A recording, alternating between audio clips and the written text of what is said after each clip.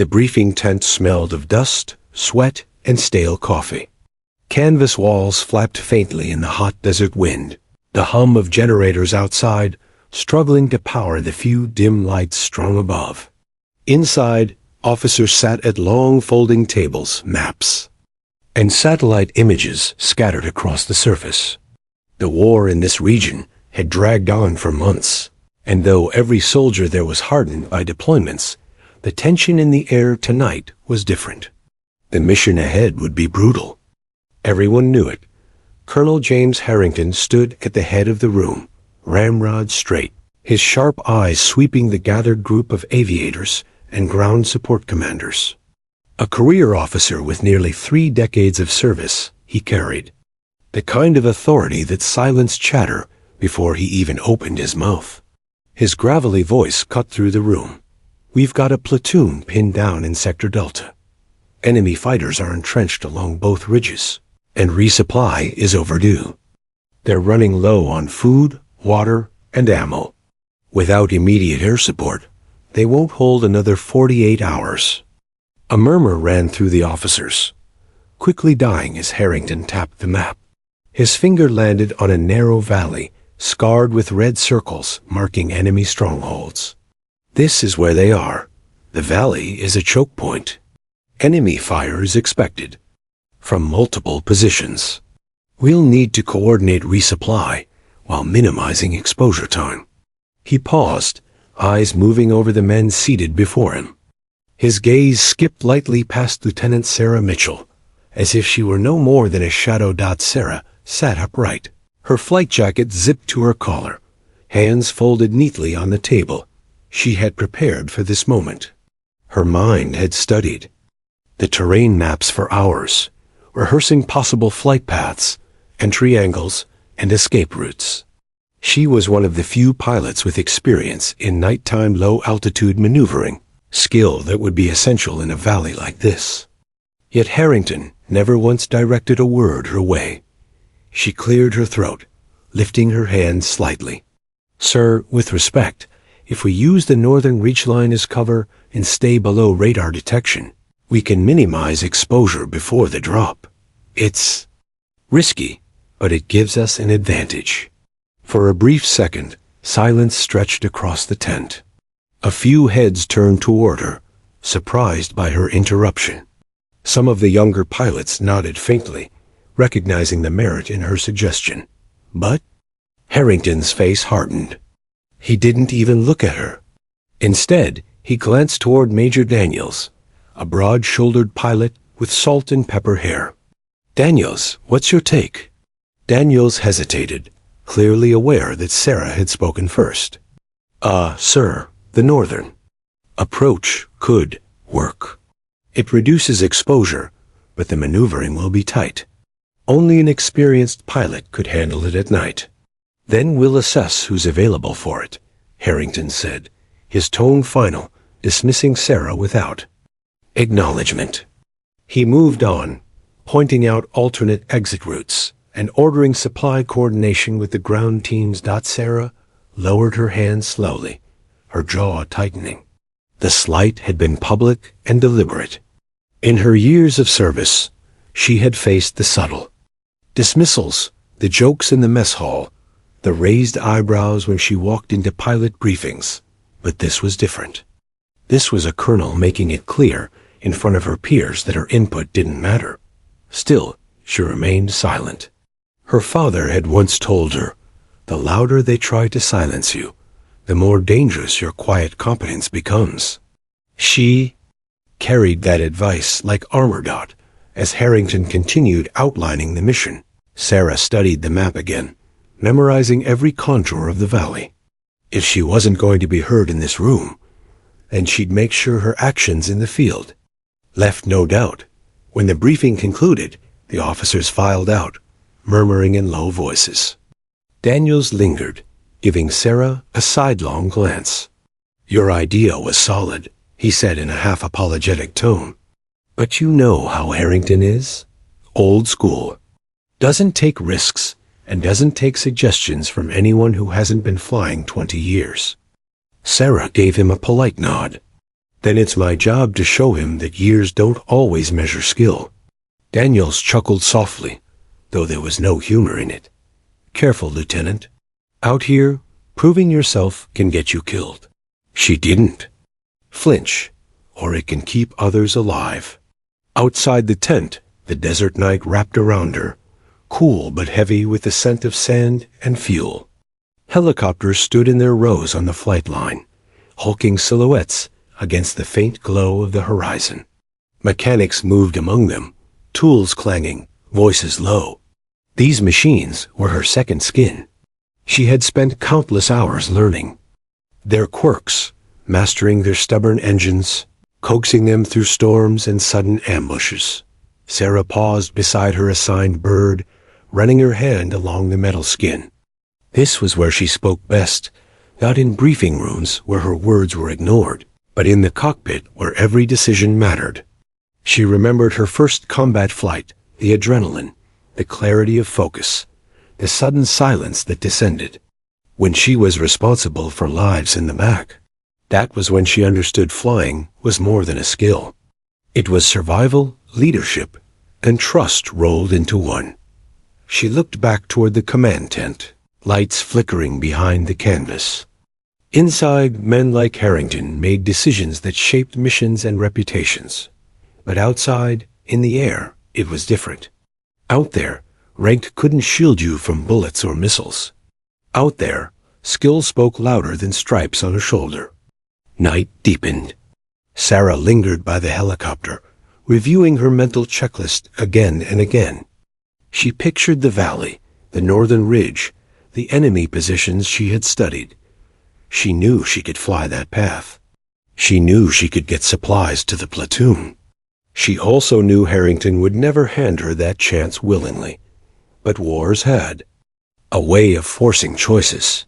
And soon, she thought, the colonel would see what happened when the pilot he ignored became the only one capable of pulling them through. Sarah squared her shoulders, a desert wind tugging at her hair. Tomorrow would come quickly, and when it did, she would be ready. The base had settled into the rhythm of another restless night. Generators hummed, radios crackled, and boots thudded against packed dirt as soldiers moved through the compound. The desert sky above was painted with stars, so bright they seemed to mock the darkness below. Sarah Mitchell walked with purpose through the noise, her mind replaying the briefing over and over.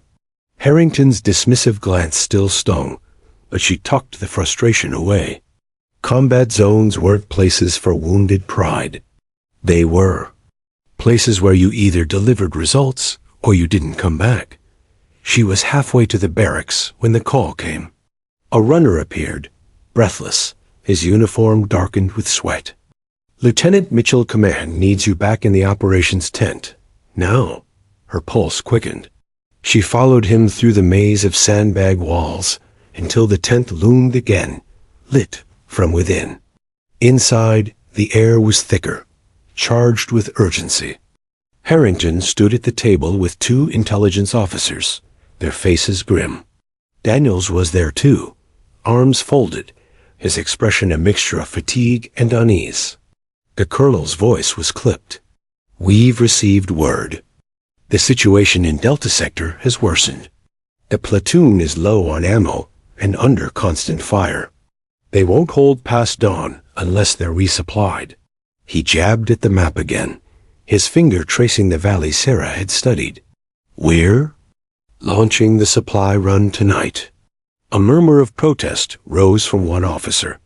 "Sir, at night? That's suicide." "We don't have the visibility to," Harrington cut him off. "Visibility is exactly why we're doing it at night. Less chance of drawing attention on the approach, but it will require precision." Sarah leaned slightly forward, her eyes fixed on the map. This was her chance, she thought. She knew this terrain better than anyone in the room. She opened her mouth to speak, but before she could, Harrington's gaze shifted to Daniels. "Major Daniels, you'll take the mission." Daniels stiffened, clearly uncomfortable with the assignment. "Sir, with all due respect, That valley is crawling with enemy fire. It's going to take more than steady hands. We need someone who's—" He hesitated, glancing toward Sarah. Harrington's eyes narrowed. "You'll have Lieutenant Mitchell as co-pilot. She can manage the instruments and assist with navigation." His tone suggested that she was a useful tool, not an equal. Sarah kept her expression neutral, though her chest tightened. Co-pilot, a second seat, a supporting role. Once again, Harrington refused to trust her fully. But she knew better than to argue in this room. If the colonel wanted to sideline her, she would accept the role, at least on paper. Out there, in the cockpit, things had a way of shifting. "Yes, sir," she said firmly. Daniels gave her a sidelong look. It wasn't doubt exactly, more like a man bracing himself for something unpredictable. Harrington gave a curt nod, dismissing them with a wave of his hand. "Briefing complete. You launch in 30 minutes. The group dispersed quickly, urgency pressing on them. Sarah and Daniels walked side by side through the night toward the flight line. Silence stretched until Daniels broke it with a sigh. "You know, Mitchell, I've logged more hours in that helicopter than I care to count. And I'm telling you, right now, this mission feels wrong." Sarah's voice was steady. "Every mission feels wrong when the odds aren't in your favor. But that doesn't change the fact that those men in Delta are counting on us." Daniels glanced at her, a wry smile tugging at his lips. "You've got guts, I'll give you that. Most rookies would be shaking in their boots." "I'm not a rookie, Major," Sarah said quietly. Her record spoke for itself. Dozens of sorties, countless hours in hostile skies. Yet she knew many of her peers still saw her as untested simply because of her gender. It was an old battle, one she'd learned to fight without wasting breath. At the flight line, their helicopter waited. The mechanics had finished pre-flight checks, fuel tanks topped, cargo secured. Crates of ammunition, medical supplies, and food were strapped in the back, each one representing lives hanging by a thread. Sarah ran her hand along the fuselage, feeling the vibration of the idling engine. This machine was heavy, imperfect, vulnerable, but in the right hands, it was also salvation. She climbed into the cockpit, the familiar smell of oil and metal washing over her. The seat creaked under her as she adjusted the straps, her fingers moving automatically across the controls. Daniels slid into the pilot's seat beside her, muttering under his breath. Over the radio, Harrington's voice came through, crisp and unyielding. "This is command. Call sign Eagle 1. You are cleared for takeoff." Sarah met Daniels' eyes briefly. "We've got this," she said. Daniels grunted, unconvinced, and pulled the collective. The helicopter shuddered, then lifted slowly into the night sky. The base fell away beneath them, lights shrinking into pinpricks against the desert floor. Ahead stretched miles of darkness, broken only by the faint glow of the moon. For a few minutes, the flight was quiet.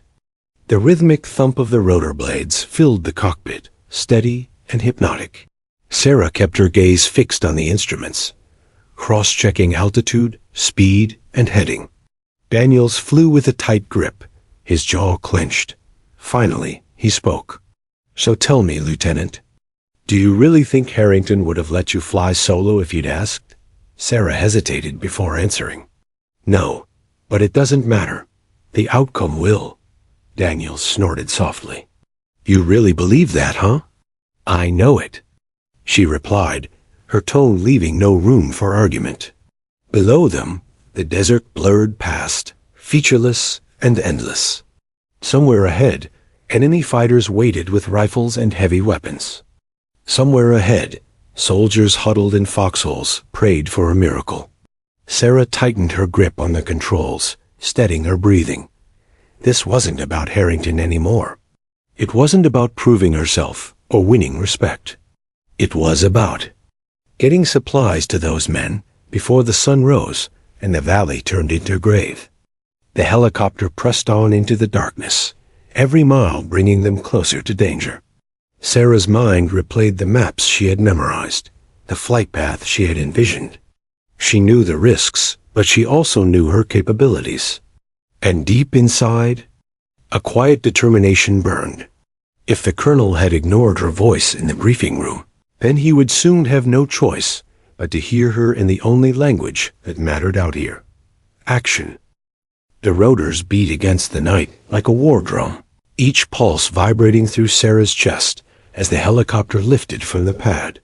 Dust swirled beneath them, the desert floor fading into a blur of shadow. The base grew smaller, its floodlights shrinking into dots against the endless black.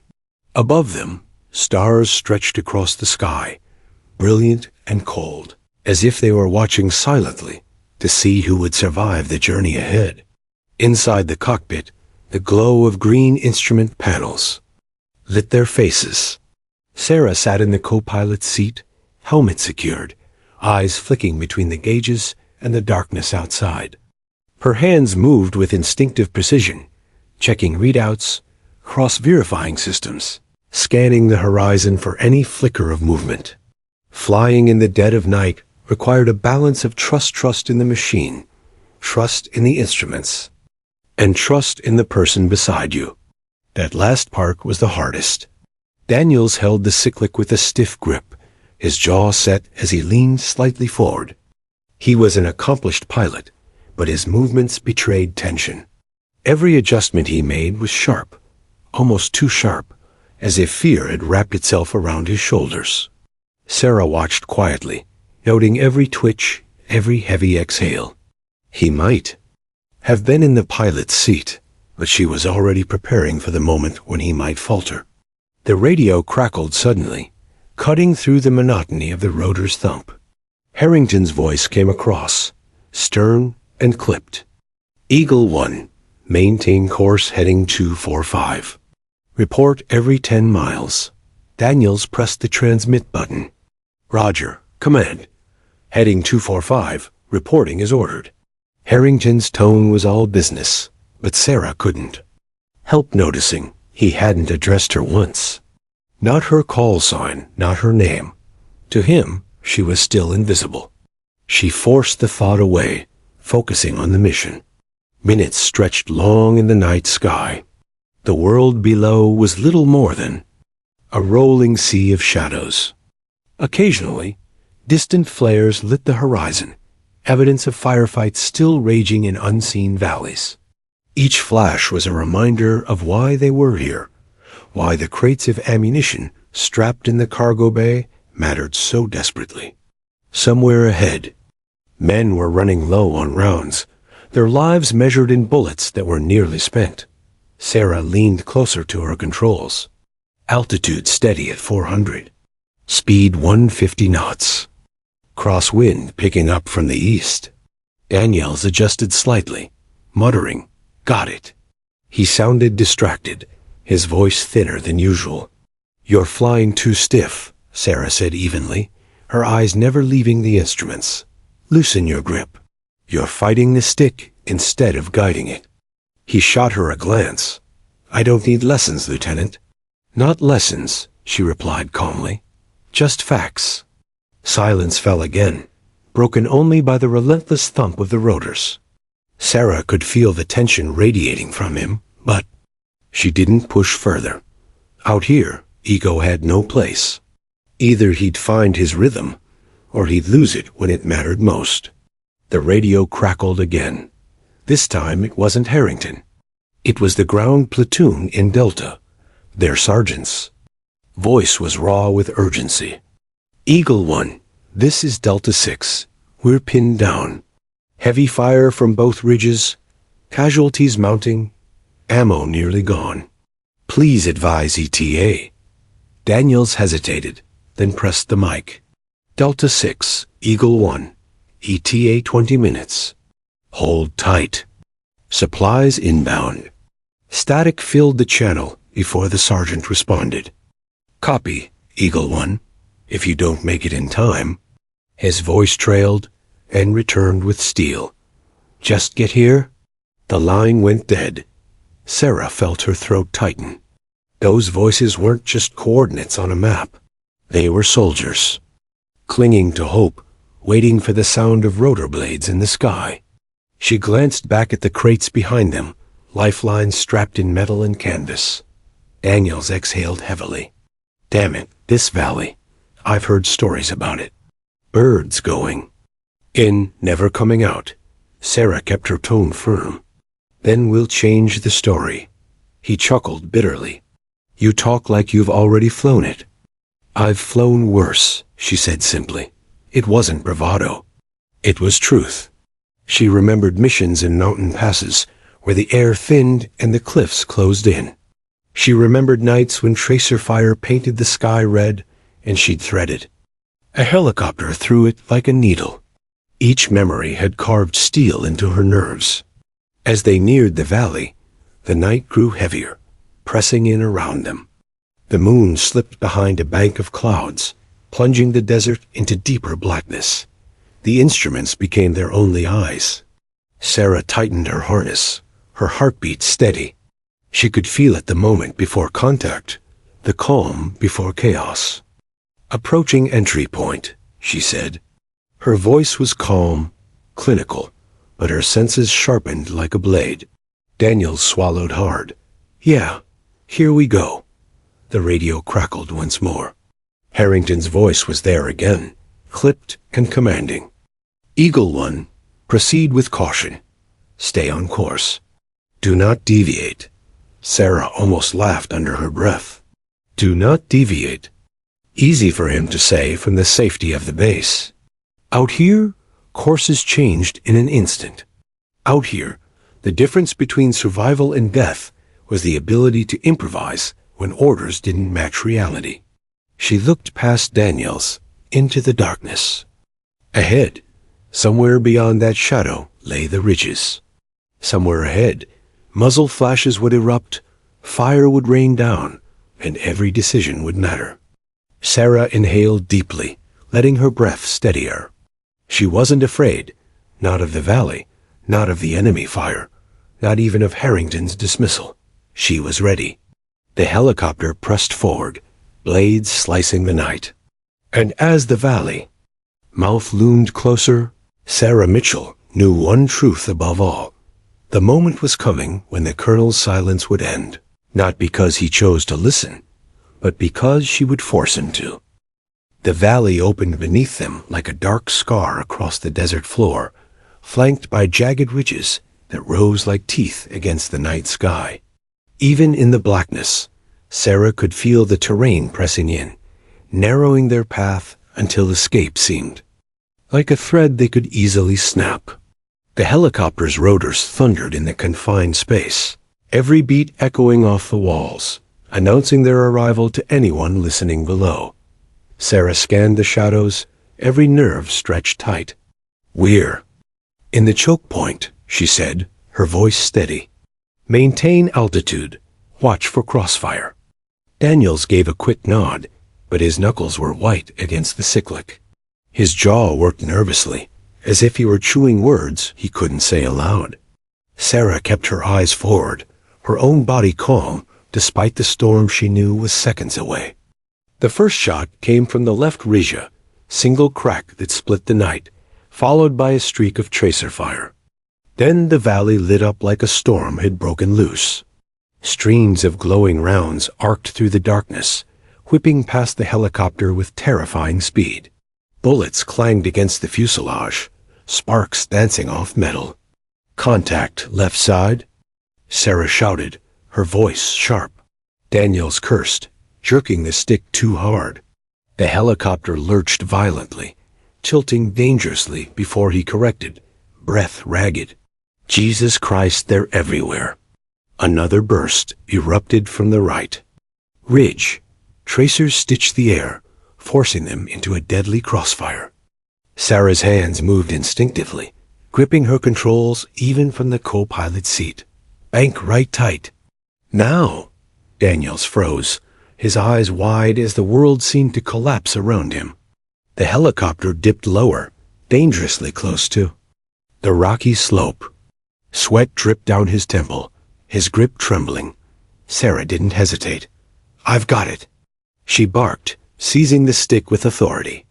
For a heartbeat, Daniels resisted, but when another spray of bullets rattled across the cockpit glass, he let go, his hands lifting in reluctant surrender. Sarah's body became the machine. She pulled the bird into a sharp, evasive roll, engines screaming as she threaded it between the ridges. Gunfire chased them, flashing all around, but her movements were precise, deliberate. The radio exploded with frantic voices.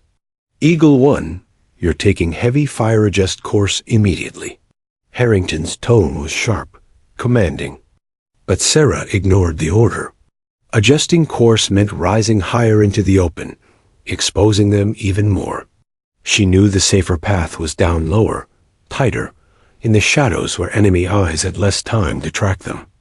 "Hold steady," she muttered to herself, hands working fluidly. The helicopter dove, skimming just above the valley floor, rotor wash kicking up plumes of dust and rock.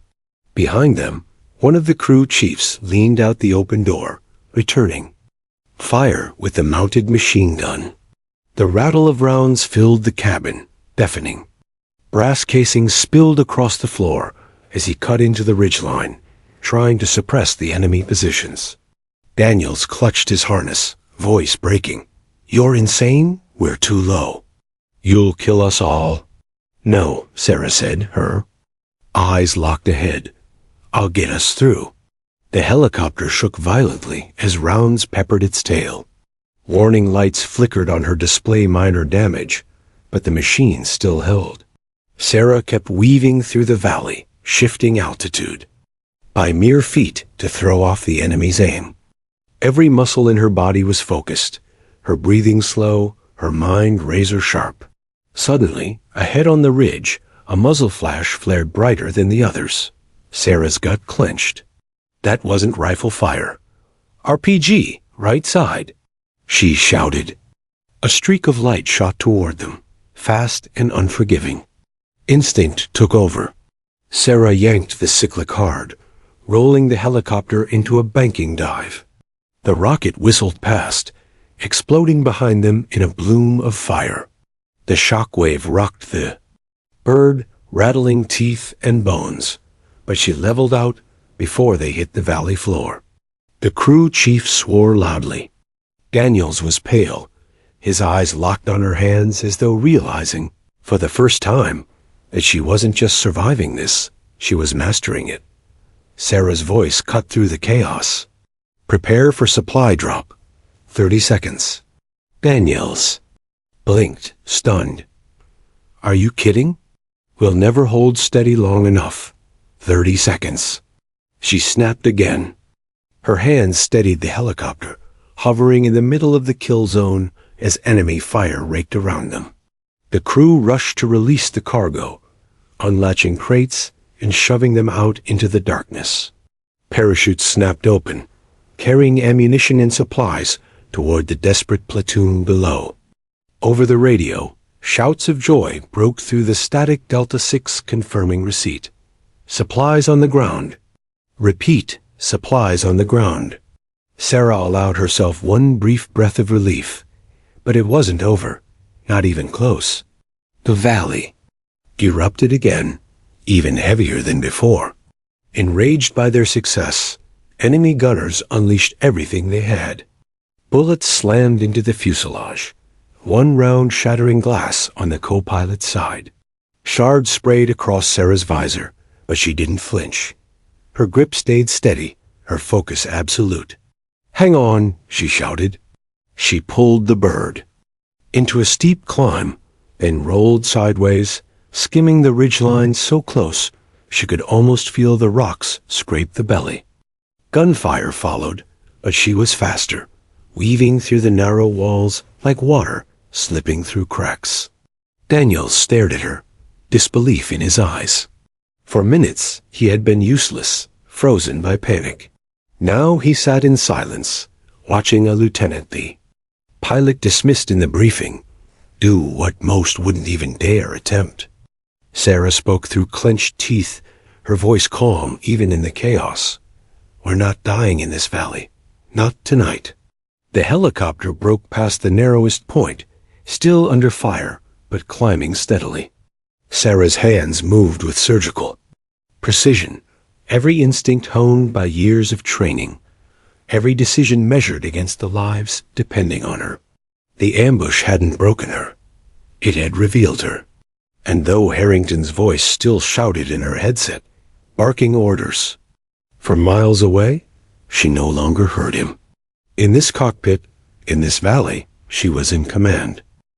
The helicopter roared through the valley, blades clawing at the night air, tracers slicing past like streaks of molten fire. Sarah kept her hands steady on the controls, eyes sweeping between the instruments in the chaos outside. Her breathing was measured, slow, as if she were in training instead of threading a vulnerable machine through one of the deadliest ambushes in the region. Behind her, the crew shouted over the din, returning fire from the mounted machine gun. Brass shells rattled against the cabin floor. Sparks flared as rounds struck the fuselage, the smell of burning metal seeping in. Daniel sat frozen, helmet slightly askew, hands hovering uselessly in his lap. His voice cracked through the intercom, trembling.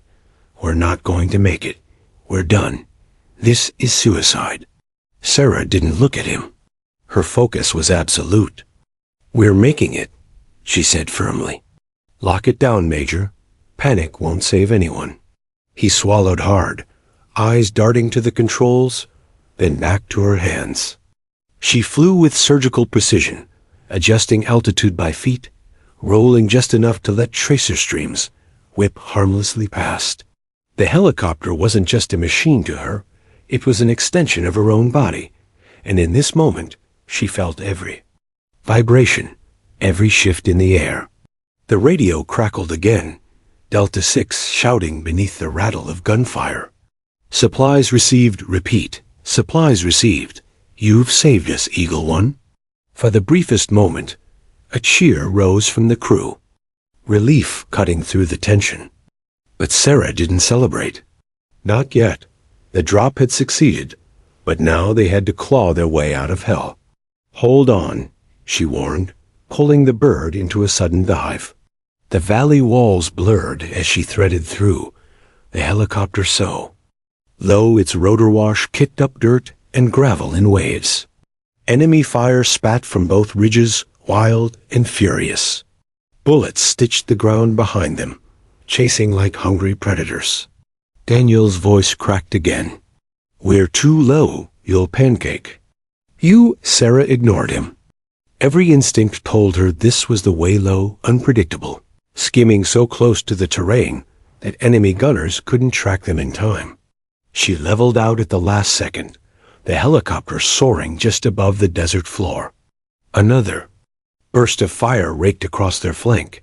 An alarm screamed as warning lights flickered red. The tail had taken damage, structural integrity compromised. "Tail rotor hit," the crew chief yelled, panic in his voice. Sarah's mind sharpened. She adjusted instantly, compensating with subtle inputs, coaxing the helicopter to respond. It wobbled under her, fighting her control, but she didn't let it spiral. Her grip tightened, calm and precise. "Stabilized," she said aloud, more to the crew than herself. "We're still flying." The crew chief's breathing steadied at her words, and even Daniel seemed momentarily anchored by her confidence. But then came the new threat. Ahead, muzzle flashes bloomed in unison.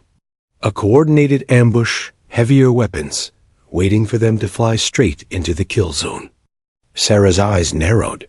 Not today. She pulled the cyclic sharply, banking hard left, then right, weaving erratically. The helicopter zigzagged through the valley, her movements so quick and precise, it seemed impossible for the lumbering machine to respond. Enemy tracers slashed the sky, always a fraction too late, always missing my feet. The crew chief yelled over the gunfire. "I've never seen flying like this." Sarah didn't respond. She couldn't. Every ounce of focus was bent toward survival. She felt the machine straining, groaning, but it still obeyed. It was as if the helicopter itself trusted her. Daniel stared, stunned. His earlier panic had melted into something else, raw disbelief. He had flown countless missions, seen experienced pilots break under far less pressure. Yet here was Sarah Mitchell, the Lieutenant Harrington had ignored, carving a path through hell with hands as steady as stone. Another rocket streaked from the ridge. Sarah's reflexes fired. She pulled the helicopter into a sharp climb, engines screaming, then cut power suddenly, dropping like a stone. The missile overshot, exploding harmlessly in the night. At the last possible moment, she leveled out, rotor tips barely missing the rock face below. The crew gasped. Daniels grabbed his harness with both hands. Sarah remained calm. "Rocket dodged," she reported flatly, as though it were nothing more than checking a gauge. The valley began to widen slightly, giving them room to maneuver, but the enemy wasn't finished. A hail of gunfire erupted from the far ridge, the volume so heavy it looked like the stars themselves were falling. Sarah didn't flinch. She adjusted altitude, banking left, then dived low again. Her movements were constant, unpredictable, denying the enemy a clean shot. The helicopter seemed to dance, ungainly yet graceful, defying everything about its bulky frame. Her calm voice filled the intercom. "Stay focused. We're almost clear." Daniels finally spoke, his voice different, now not panicked, but awed. "How are you doing this?" Sarah's eyes flicked briefly toward him, then back to the dark horizon. "By not freezing." For the first time, Daniels had no comeback. He sat in silence, watching her fly. Minutes stretched like hours, each second a gamble against death. But slowly, steadily, the ridges thinned. The gunfire grew less intense, the tracers fewer and farther between. The valley was loosening its grip. Sarah adjusted her heading, climbing. Gradually, "We're breaking out," she announced. Behind them, the crew cheered. Daniels let out a breath that sounded like he'd been holding it for years. Sarah didn't relax. Not yet. She knew valleys like this. They always had one. Last bite, and she was right. From the ridge behind them, a final barrage erupted, the enemy throwing everything they had at the escaping helicopter. Rounds slammed into the fuselage, one piercing through the cabin wall. A spray of sparks filled the cockpit. Sarah gritted, her teeth, muscles tense. The helicopter shuddered violently, alarms flashing red again. Daniels shouted, "We're hit. We're going down." "No," Sarah said fiercely. Her hands moved with lightning speed, adjusting controls, balancing power, forcing the wounded bird to climb. The machine resisted, groaning in protest. But she coaxed it higher, inch by inch, until the gunfire began to fade beneath them. Then, finally, silence. The night stretched wide and empty ahead, stars glittering above the desert horizon. They were out. The crew slumped in relief, Daniel sagging against his harness. Sarah kept her hands firm, eyes still scanning. Only when she was certain the threat was behind them did she allow herself a breath. They had survived the valley, supplies delivered, lives saved. And against every odd, the helicopter still flew. Sarah leaned back slightly, her voice calm but resolute. "Mission continues. We're not safe until we're home." Daniels turned his head, studying her in silence. In his eyes was something new, not doubt, not condescension, but respect. For the first time, he saw her not as a co-pilot, not as a lieutenant, but as the reason they were still alive. The desert night had gone eerily quiet. The helicopter, riddled with holes and bleeding smoke, pressed on above the barren ridges. The crew sat in tense silence, every man and woman aboard listening for the next sound of incoming fire. Sarah's hands never left the controls, her grip steady, her eyes sweeping the black horizon for threats invisible to anyone else. Daniel slumped against his harness, sweat dripping from his brow. He had shouted himself hoarse earlier, sure. The bird would fall apart mid-air. Now, he simply stared at Sarah. The fear in his face hadn't faded, but it was no longer directed at her. It was aimed at the unforgiving sky and the enemies hidden below. Then it came. A sharp, metallic whoosh ripped through the air. A rocket-propelled grenade streaked upward from the shadows, its fiery trail cutting the night. RPG incoming. The crew chief shouted. Sarah didn't hesitate. She yanked the cyclic hard left, engines roaring as the helicopter tilted dangerously. The crew lurched, equipment rattling violently, the bird nearly tipping on its side. The rocket missed by feet, exploding against a ridge, showering the valley with fire and stone. Daniels cursed loudly. They've got us bracketed. We can't. Dodge forever. Sarah's eyes narrowed, her jaw set. Then we don't dodge. We fight. She slammed the collective forward, pitching the helicopter into a stomach-dropping dive. The crew gasped as the ground rushed up, the rotors clawing at the air. They flew straight toward the enemy's launch position, tracer fire clawing at their flanks. The door gunner opened up, unleashing a torrent of rounds into the ridge. The muzzle flashes below flickered, then went dark. The RPG team had been silenced. But Sarah wasn't finished. She banked sharply, pulling the helicopter into a climbing turn, weaving through the canyon walls like a predator circling prey. Another rocket hissed from the opposite ridge. She rolled the bird with a maneuver so sudden and aggressive that Daniels gripped his harness until his knuckles turned white. The rocket missed, whistling harmlessly past their tail before detonating far behind. Insane, the crew chief muttered, half in awe, half in disbelief. Sarah's voice was calm, steady, as if she hadn't just defied death by inches. We're not a target, they are. The crew gunner barked with adrenaline, firing bursts across the canyon. Sparks lit the ridges as enemy weapons fell silent, one by one. Sarah's flying gave them angles no one had thought possible, carving arcs of firepower into the enemy positions. For the first time, Daniels spoke without panic, his voice quieter, steadier. That's not evasion. That's offensive flying. Sarah didn't look at him. Evasion gets you killed when they box you in.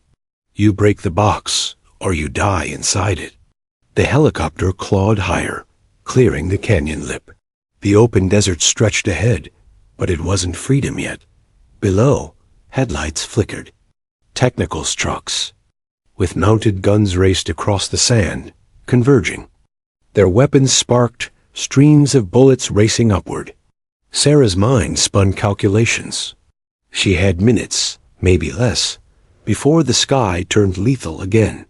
Their bird was wounded, the tail rotor compromised, fuel low. But surrendering the sky was not an option. She pitched the helicopter forward, skimming low across the desert floor. Bullets whipped overhead, missing by fractions. The trucks followed, weaving, trying to catch the bird in their overlapping arcs. Hold steady. The crew chief shouted as the gunner returned fire. One truck exploded in a plume of smoke, but 3 more closed in. Sarah banked hard, dragging the helicopter into a tight turn. The ground was so close to rotor wash, kicked up walls of dust and sand, obscuring the enemy's aim. The trucks fired blindly, the rounds cutting nothing but air. Daniels leaned forward, gripping the edge of his seat. That dust, did you? Sarah's lips tightened into the smallest hint of a grin. If they can't see, they can't. Kill. The helicopter darted sideways, an impossible skid that shook the frame, then leveled out again. The trucks scattered, losing their formation. The gunner took advantage, shredding another technical in a spray of fire and sparks. Still, One truck managed to angle in, its heavy gun barking. Rounds slammed into the helicopter's flank, alarms. Shrieking, the bird groaned, shuddering with every hit. Engine 2 losing pressure. The crew chief called out, panic edging his voice. Sarah's hands moved in a blur, balancing the power, forcing every ounce of thrust from the damaged engine. The helicopter trembled but held altitude. She lined up with the offending truck, teeth gritted. Gunner left side. She barked. The door gunner swung around, unleashing a storm of rounds. The truck erupted into flames, its wreckage tumbling. Across the sand, the desert fell silent again, save for the groaning of the wounded helicopter. The surviving enemy vehicles scattered, unwilling to chase further. Sarah exhaled slowly, her heartbeat finally catching up with her body. She kept the helicopter level, climbing gradually toward safer skies. Behind her, the crew slumped in exhaustion, adrenaline wearing off in waves. The gunner laughed breathlessly, shaking his head. That was insane, Lieutenant. I've flown with a lot of pilots, but hell, nobody flies like that. Even Daniels couldn't deny it now. His helmet hung low, eyes fixed on her. He shook his head slowly, almost in disbelief. You just turned a death trap into a weapon. I've never seen flying like it. Sarah didn't respond. Praise meant little. Survival meant everything. She scanned the gauges, the terrain, the fuel levels. They were alive, but barely. Daniels leaned back, staring at the cockpit ceiling, his voice softer now. Harrington was wrong. The words surprised even him. He'd defended Harrington for years, followed his dismissive lead without question. Yet now, after seeing Sarah Mitchell keep them alive where he himself had frozen, he realized just how blind they'd all been. The helicopter rattled again, the tail rotor whining. Sarah adjusted course, eyes narrowing at the horizon. She knew the mission wasn't over. They were out of the canyon, but the desert stretched endless, and their bird was bleeding. Getting home would demand more than Skillet would demand endurance. Daniels glanced at her, then at the crew. For the first time since the mission began, he spoke with something close to conviction. You get us home, Lieutenant, and every man on this bird will back you when Harrington hears about tonight. Sarah's jaw tightened, but she gave no reply. Promises didn't matter yet. What mattered was the next ridge, the next shadow, the next unseen threat waiting in the dark. The helicopter droned on into the night, battered but unbroken, carrying not just supplies and soldiers. The proof that Sarah Mitchell was no longer invisible. She was the pilot who had broken the siege. The desert stretched endless and unforgiving, a black ocean under the stars. The helicopter limped through the night sky, smoke trailing faintly from the fuselage. Inside, the air reeked of burned fuel and cordite. Every vibration reminded the crew how damaged the bird was. Every groan of stressed metal, a reminder that survival was balanced on a razor's edge. Sarah Mitchell's hands never wavered on the controls. Her back ached, her shoulders burned, but her eyes scanned the horizon ceaselessly. She couldn't afford to falter. Not here, not now. The mission wasn't finished until boots touched. Base and rotors powered down. Daniel sat silent beside her, helmet low, breathing steady but uneven. He had stopped questioning her choices. He had stopped barking orders. Now, he watched her with the weary recognition of a man whose beliefs had been broken and rebuilt in a single night. The crew chief's voice cut through the cockpit hum. Lieutenant, we've got about 20 minutes of safe fuel left, maybe less with the leaks. At this burn, we won't make it home without shaving distance. Sarah tightened her grip, mind racing. A straight line was impossible. The bird would die before the base came into view. She had to thread a needle, shorten the route, dodge the most hostile zones, and still find a way to land the crippled helicopter intact. Daniels leaned toward the map flickering on the side display. His voice, hoarse but steady, carried none of the arrogance it once did. There's a valley here. Cuts the distance by 10 clicks. But it's not friendly terrain. Insurgents use it as a highway. Sarah didn't hesitate. Then it's our only option. The crew bristled at her certainty. The valley was notorious, whispered about in briefings as a place where patrols vanished. But hesitation killed more surely than bullets, and Sarah Mitchell never hesitated. She dropped the nose and angled toward the valley. As they entered, the moon disappeared behind jagged cliffs. Shadows deepened, cloaking the chopper in darkness. For a moment, it felt safe, too safe. Then the first tracer streaked upward. Contact. The gunner shouted, swinging his weapon around. The canyon. Walls erupted with fire, muzzle flashes spitting from hidden nests. Bullets pinged against the hull, sparks showering across the cockpit. Sarah banked hard, rotors screaming in protest. The helicopter skimmed the cliff face, inches from jagged rock. She twisted through the narrow passage, weaving like a phantom. The crew opened fire, guns blazing in the night. Echoes thundered across the valley as enemy positions lit up like lanterns. Sarah's maneuvers gave them angles, but the damage was mounting. Warning lights flared across the panel. Daniels shouted over the chaos. Tail rotors on its last legs. You can't keep banking like this. Sarah's voice was cold steel. I don't keep banking. We're dead. She yanked the cyclic, dragging the bird into another impossible turn. The tail rotor whined, but held. Below, one enemy nest fell silent under the gunner's fire. Another lit up in its place. A sudden flash ahead caught Sarah's eye.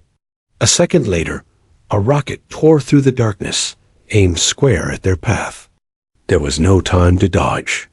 Sarah pulled the helicopter into a stall, engines roaring as the bird hung weightless for a fraction of a second. The rocket whooshed past, missing by feet, exploding harmlessly in the cliffs behind them. Then gravity reclaimed them, the helicopter lurching violently downward. The crew screamed. Sarah slammed the collective, fighting gravity's pull, forcing the rotors to bite air again. The bird shuddered, then steadied, skimming the canyon floor. The gunner laughed hysterically, firing another burst. You're insane, Lieutenant. Completely insane. Daniels couldn't help but bark a broken laugh of his own. Insane's the only reason we're alive. But the gauntlet wasn't finished. Ahead, the canyon split into two paths, one narrow and winding, the other wider but exposed. Sarah had seconds to decide. Daniels saw the map flicker, his instincts torn. Left is cover, but tighter bird. Might not fit. Right is open. They'll cut us apart. Sarah didn't blink. We're going left. The helicopter squeezed into the narrow passage, rock walls closing in so tight the rotors seemed to scrape stone. Sparks flickered as small arms fire peppered them from above. The crew chief swore loudly, ducking instinctively as rounds punched through the side plating. Sarah's knuckles whitened on the controls. Every nerve screamed at her to slow, but slowing meant death. She accelerated, trusting her instincts, her reflexes, the machine she commanded. The walls blurred by in a dizzying rush. Daniels gripped his harness, heart hammering. For the first time, he understood what drove her, not recklessness, but a refusal to surrender. He saw it in her jaw, in the cold fire of her eyes. She wasn't just flying a machine. She was willing it to live. Then, just as suddenly as it began, the firing stopped. The canyon spat them out into open desert once more. Silence fell heavy, broken only by the rattling of the wounded bird. The crew sagged in their seats, half in shock, half in awe. The gunner let his weapon drop, shoulders heaving. I swear, Lieutenant, "You're not a pilot. You're a magician." Daniel said nothing. He only stared at Sarah, the weight of realization pressing on him. All the dismissals, all the doubts, all the sneers at her place in that briefing room. They felt like poison now, choking him. She had dragged them through hell, and he had been the fool trying to hold her back. Sarah didn't turn to face him. She couldn't afford the luxury of vindication. Her eyes were fixed ahead, scanning the last stretch of desert. They were battered, bleeding fuel, and minutes from collapse. But the gauntlet was behind them. Daniels finally spoke, his voice low but firm, carrying a conviction born of fire and fear. "When we make it home, Lieutenant, I'll be the first to say your name in front of Harrington. And I'll make damn sure he hears it." Sarah gave the faintest nod, not of gratitude, but of acknowledgement. Words didn't matter yet. Only survival. Only the mission. The helicopter droned on, engines gasping, each mile a small victory. The desert stretched endless, but for the first time that night, the horizon carried the faintest promise of dawn, and with it, the promise of reckoning. The first hints of dawn streaked across the desert sky, painting it in shades of gold and crimson. The helicopter limped forward, battered but still alive, the engines groaning in protest. Inside the cockpit, silence dominated. Not the calm of safety, but the tense quiet of soldiers who had stared death in the face and survived by a thread. Sarah Mitchell's hands were steady, guiding the wounded bird across the last miles. Every bump, every shudder from the tail rotor reminded her of the fragility of their victory, yet she pressed on with unwavering focus. She could almost see the base lights, tiny but blazing beacons of hope, beckoning through the early morning haze. Daniel sat beside her, his posture rigid yet transformed. Gone was the panic, replaced by a solemn admiration.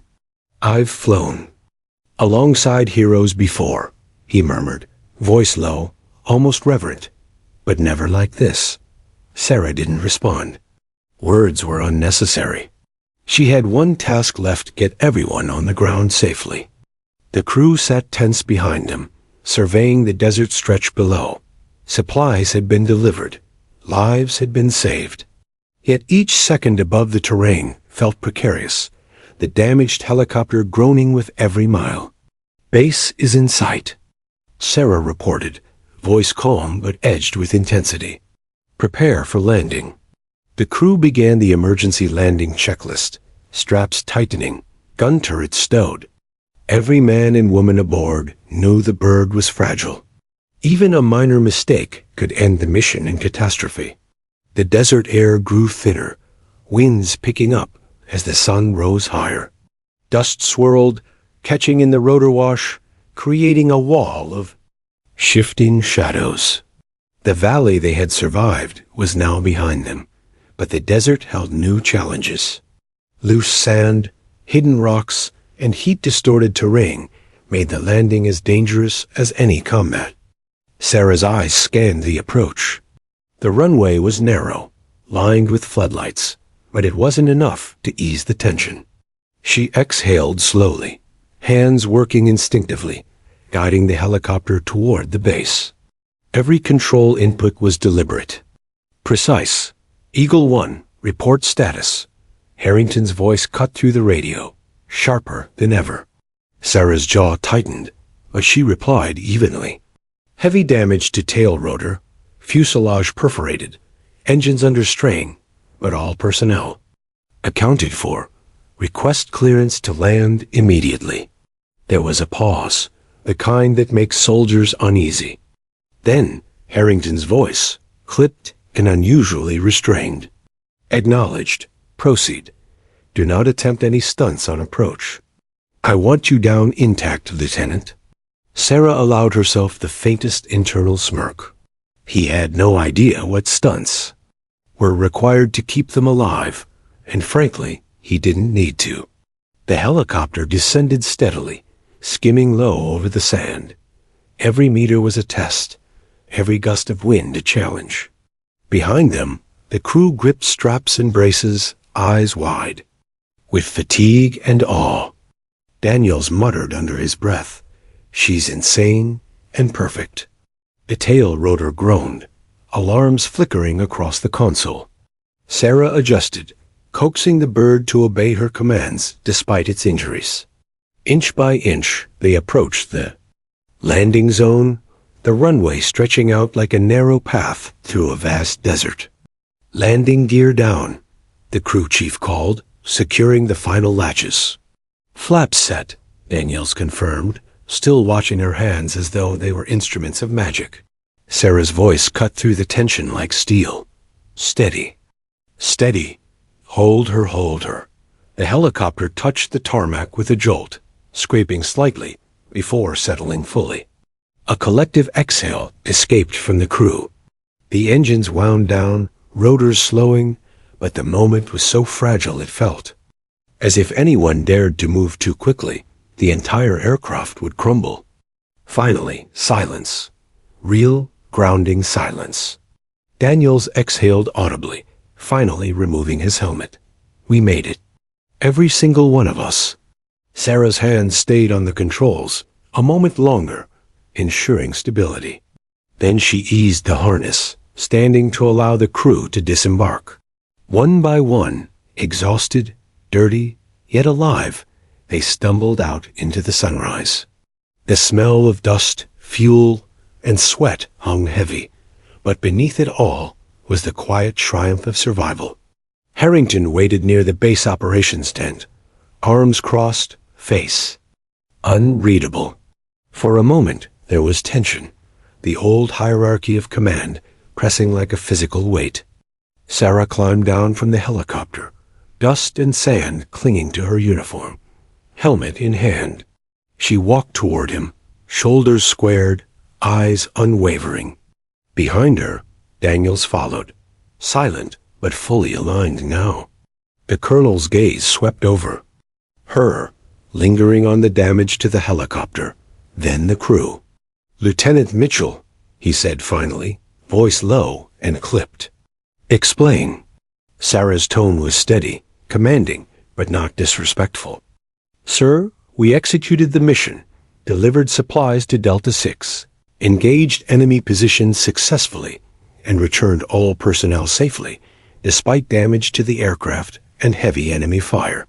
Every decision made in flight was to ensure survival and completion of the objective." Harrington's eyes narrowed. The words were precise, undeniable, but pride and protocol made his expression hard to read. Sarah held his gaze, unwavering. Daniels stepped forward. "Sir, with all due respect, she saved this crew. Every move she made kept us alive. I've seen a lot of pilots, but none like her. She earned every ounce of credit." The colonel's jaw tightened. He looked from Daniels to Sarah, finally allowing the faintest hint of acknowledgement. He said nothing for a moment, then finally nodded. Not openly praise, not effusive, but recognition enough for those who understood. The crew gathered around, one by one offering murmurs of thanks, respect, and admiration. Sarah allowed herself a small nod in return, but she kept her focus on the helicopter, ensuring no further mishaps. Her mind was already running ahead debriefs, reports, recovery, but she allowed herself the briefest moment of satisfaction. They had done more than survive. They had proven what determination, skill, and courage could achieve against impossible odds. Sarah Mitchell had stepped into a battle where her voice had been ignored and emerged as the commander of life itself. The desert winds carried the sounds of mourning distant birds, the hum of other aircraft, but for those in the moment, it felt eternal. The crew, alive and grateful, gathered their strength, following her lead. Daniels remained close, his respect transformed into unwavering loyalty. Harrington's voice finally broke the silence, clipped but carrying weight. "Lieutenant Mitchell, you may report to operations for debriefing and the recognition this mission warrants." Sarah simply nodded, helmet in hand, the fatigue in her body overshadowed by quiet pride. Behind her, the crew echoed the sentiment with nods, murmurs, and tired smiles. They had faced death, chaos, and overwhelming odds, and they had survived. For Sarah, it was more than a mission. It was proof.